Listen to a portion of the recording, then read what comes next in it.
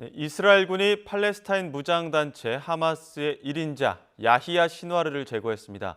지난해 이스라엘 기습 공격을 주도한 인물이 사망하면서 가자지구 전쟁에는 어떤 변화가 생길지 전문가와 함께 알아보겠습니다. 성일광 서강대 유로메나 연구소 교수와 함께합니다. 어서 오십시오. 자, 일단 신와르는 어떤 인물인지부터 좀 짚어볼까요? 네, 야흐야 시누아르 지금 현 직책은 가자지구뿐만 아니라 하마스의 최고 지도자였죠. 예. 그래서 7월 말에 7월 31일 이란의 테헤란에서 원래 하마스 최고 지도자는 이스마일 하니야였는데요. 예. 하니야가 테헤란에서 암살되고 예. 그 이후에 새로 최고 지도자를 선출했는데요. 바로 야흐야 시누아르 지금 화면에 보고 계시는 이 사람이고요. 사실 이 시나루가 작년 10월 7일 가자 지구에서 이스라엘을 공격한 이 알악사 홍수 작전이라고 그렇게 부릅니다. 이 작전을 사실상 처음부터 계획하고 주도하고 모든 것을 다 지휘 감독한 사람이 바로 야흐야 시누아르였습니다. 그때가 지금 이 사태가 촉발된 그 시점인 거잖아요. 그 그렇습니다. 축제 지역에서 기습을 하면서 이제 인질을 체포했던. 예.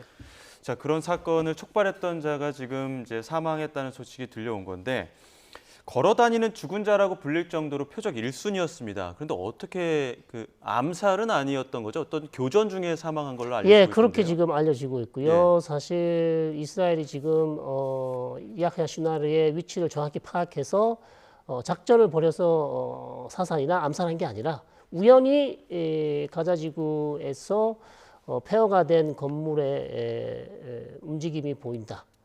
그래서 그것을 쫓아가서 드론도 달리고 그다음에 공격을 해보니까 무장 대원 3명이었다. 그래서 진압을 하고 공격을 했고 결국 사살을 했는데 가서 시신을 보니 야흐야 시누아르였다라고 지금 그렇게 보도가 되고 있습니다. 예, 애초에 그 신와르가 어디에 있을 것이냐 이런 예측들을 봤을 때는 지하 땅굴들이 워낙 많지 않습니까? 가자지구. 네, 그 땅굴 깊숙한 곳에 숨어 있을 것이다 이렇게 예측을 했는데 네. 그와 반대로 그 교전 지역에 이제 버젓이 돌아다니고 있었던 것 같아요. 그렇죠. 현재로선 왜 지상으로 나왔는지 이 지하 땅굴에 은신해 있지 않고 나온 것인지는 뭐 정확히 알 수는 없으나 지금 아마도 이 화면입니다, 교수님 한번 보시죠. 네. 야히야 신와르가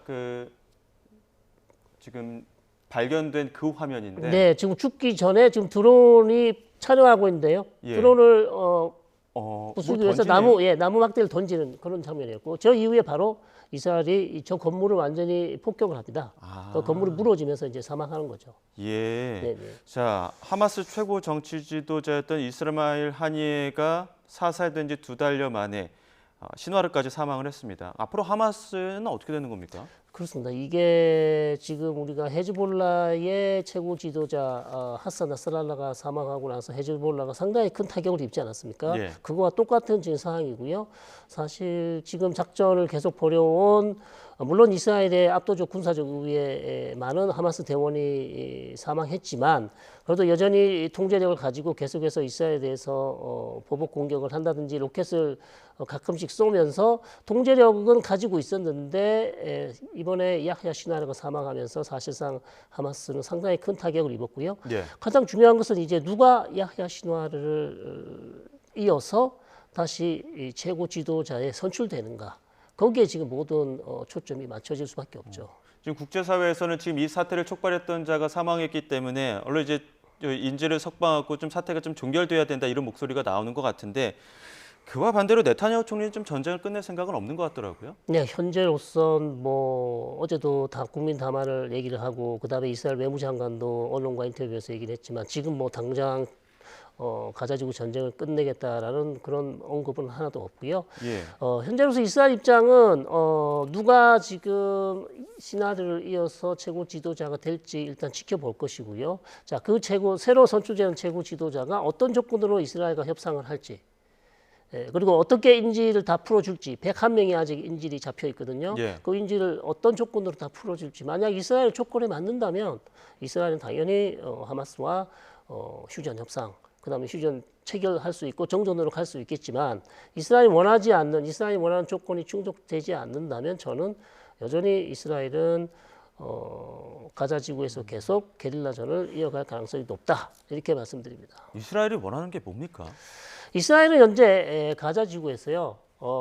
다시는 하마스가 가자 지구를 통치하지 못하도록 하는 것이 이제 일단 급선무고요. 예. 자, 그러기 위해서는 이스라엘 지금 이 상황에서 전쟁을 하고 휴전하고 정전을 끝내고 이스라엘군을 가자 지구에서 모두 철수시키면 다시 하마스는 재정비되고 하마스는 다시 힘을 내어서 새로운 조직으로 또 태어날 거거든요. 예, 최고 지도자가 사망했음에도 불구하고 그렇습니다. 또 다른 구심점으로 이어갈 것이다. 그렇죠. 누군가는 반드시 지금 다시 최고 지도자로 선출될 거예요. 사람들은 많습니다. 지금 지도자가. 예. 그렇기 때문에 여기에서 만약 이스라엘이 물러나면 이전 상황과 10월 7일 이전 상황과 무슨 차이가 다를 게 없다. 그렇기 때문에 이스라엘은 시간이 걸리더라도 가자 지구에서 계속해서 재조직되는 하마스 무장 대원을 계속해서 우리는 괴멸시킬 수밖에 없다. 예. 그리고 하마스 이후에 그러면 누가 가자 지구를 통치할 것인지에 대해서는 앞으로도 계속 국제사회, 그다음 미국과 그다음에 팔레스타인 온건정파 파타기나 피에로와 대화를 해서 하마스 외에 어떤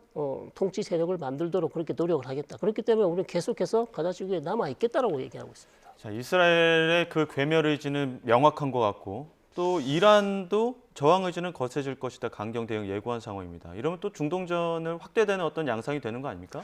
그렇습니다. 뭐 일단 가자 지구 상황은 이 상황에서 누가 선출되는지를 지켜봐야 되겠고요. 조금 더 지켜봐야 되는 것이고 이란하고는 또 이스라엘이 또 지금 이스라엘이 이란을 보복 공격을 앞두고 있지 않습니까? 예. 그래서 어떤 수위의 보복 공격을 할지를 또 지켜봐야 되는 예. 자, 그런 상황이기 때문에 일단 야흐야 시나리오는 가장 강경한 지도자가 사망을 했기 때문에 어느 정도 이전보다 조금 상황은 나아졌다고 할 수 있지만 그렇다고 해서 갑자기 모든 것이 다 해결되면서 마치 가자 지구에서 전쟁이 끝나고 그다음에 인질도 다 풀려나고 이제 가자 지구 전쟁이 끝나지 않을까라고 기대하시면 안 된다는 거죠. 예.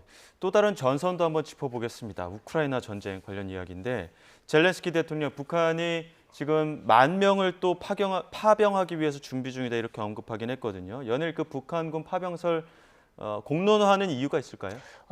이유는 저는 뭐 국제사회의 도움을 더 원하고 있다. 지금 우크라이나 러시아 전쟁이 미국하고 나토만의 문제가 아니고 예. 전 국제 다른 국가들도 이 우크라이나와 러시아 전쟁에 좀 관심을 가져달라. 예. 더 많은 지원을 해달라. 예. 그렇기 때문에 계속해서 북한이 지원을 하고 있고 이제 이것은 단순히 우크라이나와 러시아만의 전쟁이 아니고 아시아에 있는 국가도 지금 참전하고 있는 상황이 국제적인 문제로 계속해서 키워서 더 국제사회의 도움을 받기 위한 그런 전략이지 않을까 그렇게 예. 생각합니다. 젤렌스키 대통령은 이미 전선에 북한군이 일부 들어와 있다 이런 주장까지 하고 있는 상황인데 우리 정부가 보기에는 병력이 아니고 인력 지원을 했을 가능성을 좀 보고 있는 것 같은데 네. 어떻습니까? 그렇습니다. 조금 다른 목소리가 나오고 있어요. 통일부 쪽에서는 병력이 아니고 인력이라는 얘기가 나오고 있고 예. 외무부 주미대사는 또 아마도 병력일 가능성이 높다. 이런 얘기를 하고 있어서 그 뉘앙스가 조금 다르긴 합니다만 아무래도 병력을 파견했다고 하는 것 한다면 러시아가 지금 상황이 되게 어렵다는 것을 반증해 주는 거죠. 상당히 어렵다는 겁니다. 예. 그냥 인력 같은 경우는 뭐 얼마든지 건설이라든지 다른 전쟁에 필요한 물자 아니면 뭐 이런 것들을 노동력을 지원해 줄 수 있지만 병력을 지원한다는 것은 사실상 러시아 병력의 숫자가 부족하다든지 상당히 문제가 있다는 것을 반증해 주기 때문에 약간 느낌이 다르다 이렇게 말씀드릴 수 있죠. 만약에 젤렌스키 대통령의 주장대로 10,000명 이상의 북한군이 파병이 된다고 한다면 네. 러시아와 우크라이나 전쟁에는 어떤쯤 영향을 줄까요? 아무래도 그러면 러시아 지금 병력 난으로 힘들어하는 러시아에 큰 도움이 될 것 같고요. 예. 이것은 반대로 우크라이나에게 상당히 큰 타격이 될 수 있고 또 우리 입장에서는 자 병력을 10,000명이나 파견한다면 러시아와 북한의 그 군사 협력이 상당히 돈독해질 수 있고 예. 또 그에 대한 대가로 북한이 러시아로부터 뭐 어떤 것을 가져올지, 어떤 군사 기술을 가져올지, 뭐를 가져올지 상당히 이제 우리로서는 이제 걱정이 되지 않을 수 없는 것이죠. 알겠습니다. 여기까지 듣도록 하겠습니다. 지금까지 성일광 서강대 유로메나 연구소 교수와 함께했습니다. 고맙습니다.